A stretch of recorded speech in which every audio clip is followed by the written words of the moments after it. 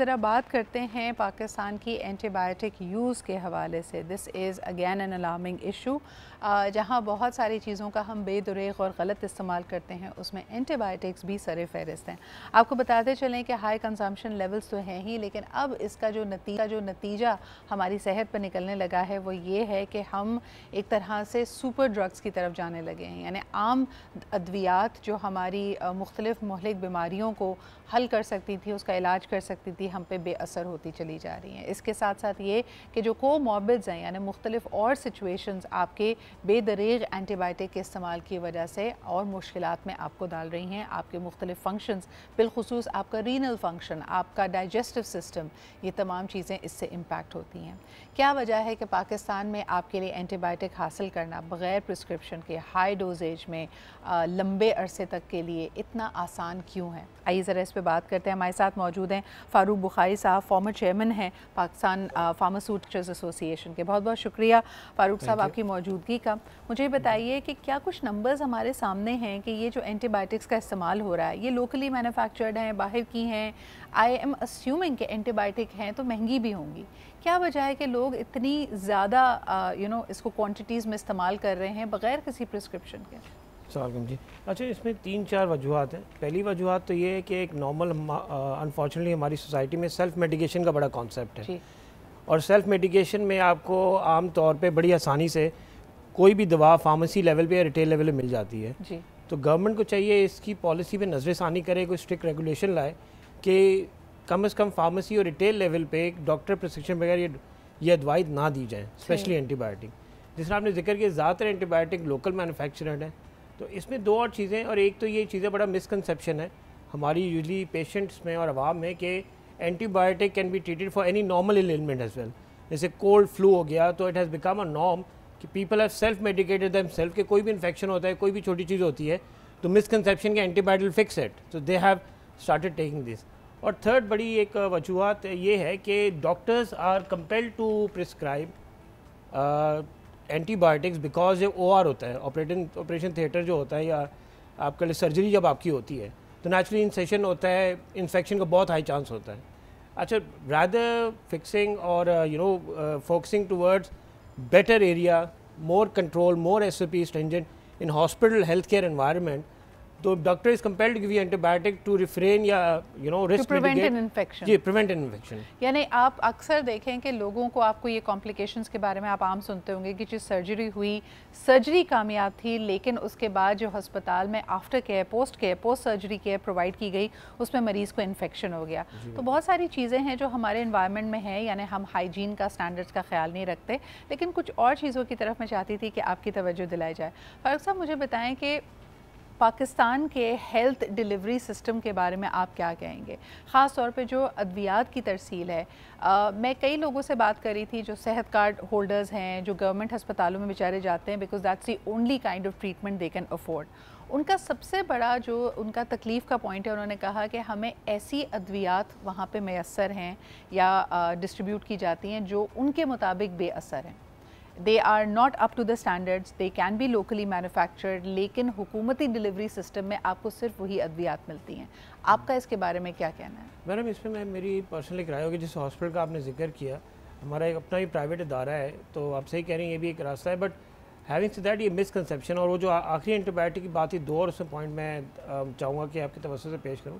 ایک تو پوائنٹ یہ ہے کہ جو ہاسپٹل ایکسپینس ہے، ٹھیک ہے جی، ٹوٹل فرض کریں آپ 1000 روپیز کا ایکسپینس ہے، اس پہ صرف 50 یا 60 روپیز کی میڈیسن ہے. Rest of the expense is actually the hospital expense. Let's just say it is more than 10 to 12% total جو کیئر ہے.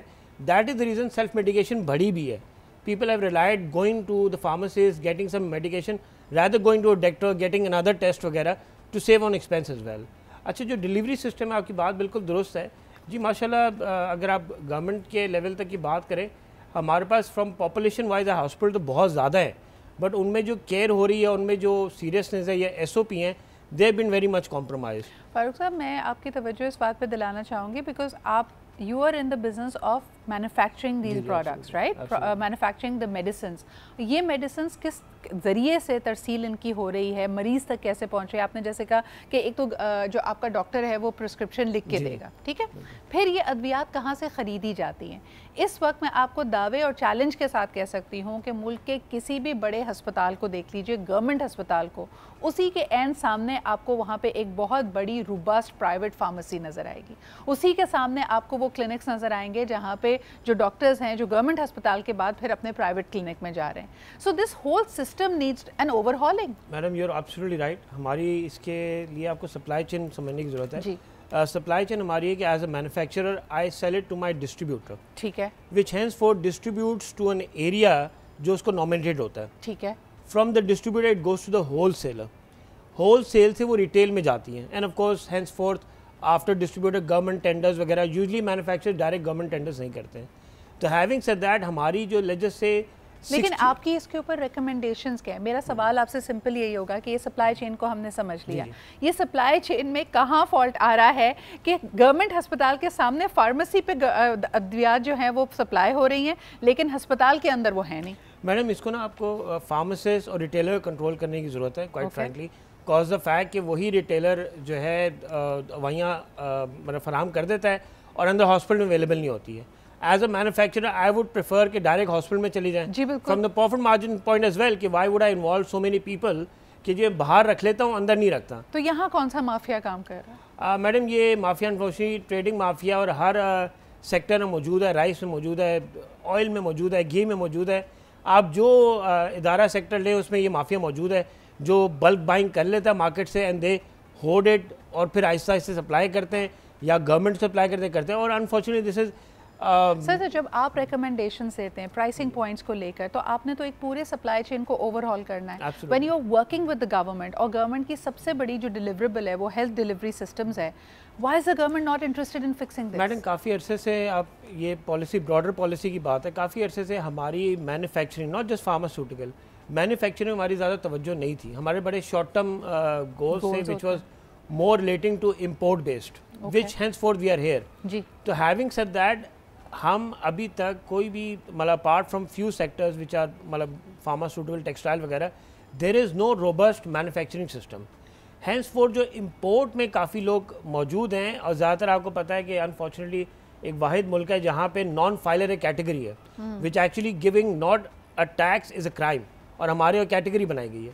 تو زیادہ تر یہی وہ لوگ ہیں جو کیش پہ مال خرید لیتے ہیں, رائس ہو, شوگر ہو, کچھ بھی ہو, یہ وہی لوگ ہیں جو ہولڈ کرتے ہیں. دے ہیو دیٹ اماؤنٹ, وہ ہول سیل وغیرہ سے اپروچ کر کے لے لیتے ہیں, مارکیٹ شارٹیجز کرتے ہیں, پھر ہولڈنگ کرتے ہیں. سر چیکس اینڈ بیلنسز نہیں ہو سکتے, کیونکہ میں سمجھ سکتی ہوں کہ چاول, گھی, آٹا وہ ایک الگ سیناریو ہے.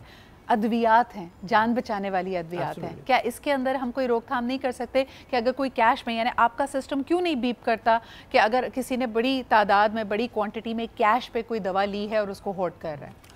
میڈم اس طرح ہے کہ ہم تو ڈسٹریبیوٹر کو دیتے ہیں, نیچرلی اب ایز پر ڈیمانڈ ہوتا ہے.